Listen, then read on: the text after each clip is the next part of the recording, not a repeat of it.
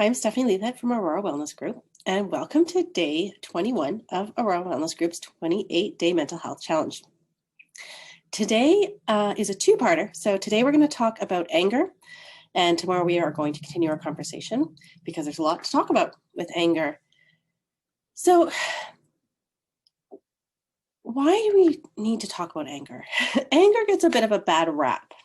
We talk a lot about anger control, anger management, and I often get this in our practice as well when people come in and saying, I need to learn how to control my anger, or my partner has an anger problem.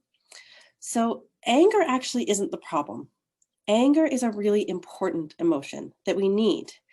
It allows people to know that they've crossed our boundaries. It protects us. It protects those that we love. So it's really important that we have healthy anger. The issue with anger management, or the goal of anger management, is actually not to stop feeling anger. It's about how we present our anger. So when we talk about an anger problem, this refers more to about how we show our anger, or the behaviors that we do when we feel angry. So anger becomes a problem when we lose control of ourselves, when we see red, when we do things that we regret later, and when we hurt ourselves or other people in the process of our anger. So again, the emotion is not the problem. It's how we respond to that emotion that can be problematic. And what does healthy anger look like? It's really healthy for us to feel angry when we need to. Anger protects us. It tells people when they have crossed our boundaries, when they've gone too far, and it also lets us stand up for what's right for ourselves and for others. Think about any human rights movement in history. Those were fueled by anger, right? Anger about injustices, anger about respect, anger about being treated right. And those, so really important change happens from anger. So we're going to talk tomorrow more about what to do when you're feeling angry and how to express our anger in a really healthy way.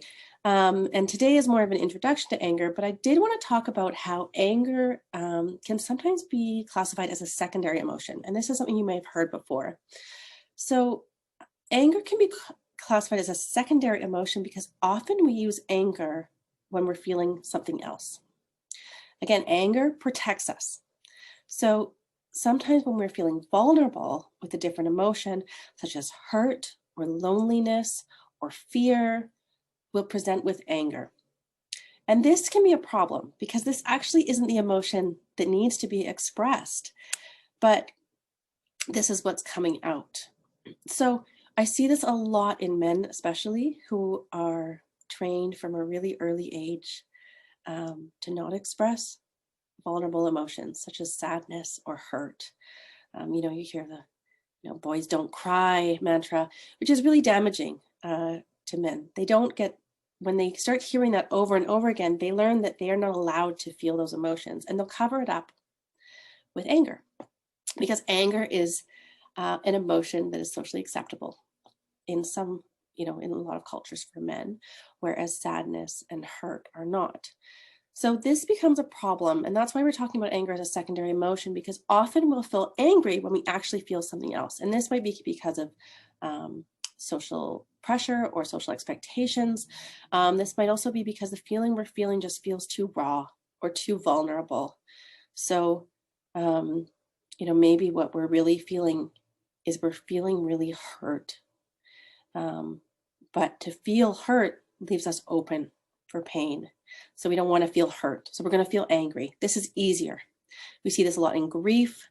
We see this a lot in conflict. So, if you go through a breakup, you may express anger towards the other person when really what you're feeling is hurt, that they're not there for you, or that they don't want to be with you anymore. So that's kind of where we're going to go with today a little bit, is this idea of anger as a secondary emotion. So I want you to ask yourself, what's the reason behind my anger? And this can give us a lot of clues about whether we are angry to protect ourselves and we're using anger in a way that is productive or in a way that is helpful for us, or whether we're using anger to cover up something else. So this is something to really maybe look at. And this is really going to be decided by our own personal history, probably our childhood.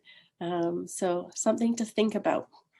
So your daily activity today is really to be curious. Be curious about where your anger comes from, how you display your own anger, how it shows up in your body, and also to be compassionate. So this is not a place to judge yourself. No, I should be this. Let go of the shoulds. This is a place, your activity today is about self-discovery and compassion. We're all human. None of us handle any of our emotions perfectly. That's being human, and humanness and being human is beautiful. So I want you to look at your own response to anger today with curiosity and compassion. That's really interesting that I respond this way. What am I trying to protect myself from? Am I trying to protect myself from someone else? Am I trying to protect myself from my own vulnerable feelings?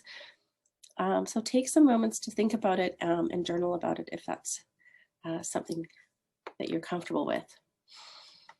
And that's it. That is your lesson today. So you do have a guided meditation today.